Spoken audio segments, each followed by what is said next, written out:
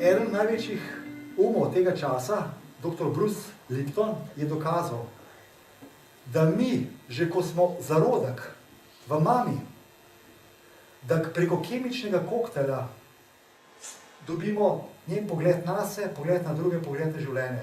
Se pravi, cirka 50% vzorcev že kot zarodek prevzamemo te prepričanja in te navade na sebe. Tako se v bistvu mimogrede, sicer Lipton o tem ni govoril, ampak tako se reinkarnacija prenaša. Otrok izbere starše, v svetih spisih zapisan, in izbere točno tiste starše, da bo lahko upravil svoje življenjsko poslanstvo. Okay? Torej, naši možgani so nekje do 2. leta v delta stanju, ampak v bistvu so pa potem do 6. leta, 6. 7. leta so tako imenovanemu teta stanju.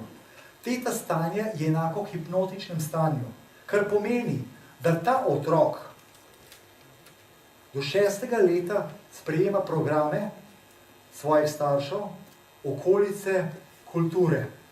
Se pravi, in tem programi delujejo v 95% časa in so milijonkrat močnejši kot zavestni programi. To pomeni, da mi dejansko, kaj živimo? Mi živimo življenje drugih ljudi. Mi smo programirani, mi se tega sploh ne zavedamo, mi smo na avtopilotu.